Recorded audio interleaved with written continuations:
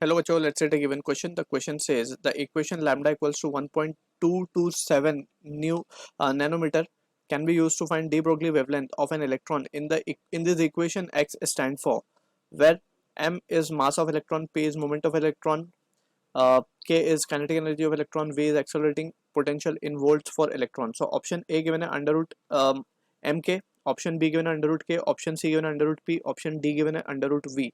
So for this question अगर हम की concept की बात करें, so key concept में we can write the concept of de Broglie wavelength. So according to de Broglie wavelength hypothesis, that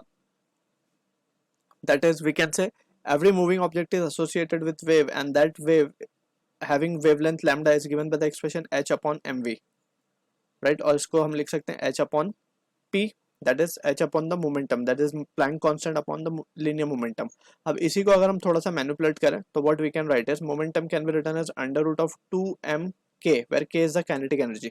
ठीक है, इसी को further अगर हम लिखें तो we can write this as to be, अगर हमने इलेक्ट्रॉन को फॉर दिस पर्टिकुलर केस हमें इलेक्ट्रॉन गिवन है तो हम इलेक्ट्रॉन की बात करेंगे. अगर let's suppose this are the two potential plates positive negative and यहाँ पे हमने पोटेंशियल अप्लाई कर दिया V and an electron is been placed in it. So जो acceleration ये इलेक्ट्रॉन गेन करेगा या फिर जो kinetic energy it will attain, it is given by the expression k equals to, और प्रिसाइजली जो वर्क डन होगा, बेसिकली पहले हम वर्क डन की बात करते हैं तो work done it is given by the expression q into v, right. पोटेंशियल की वजह से जो वर्क होगा it is q into v, और precisely it will be we can write it as to be e into v, right. And work done को हम क्या लिख सकते हैं, that can be written as by work energy theorem k will be equals to ev, right. So this is the basic understanding that we need to have.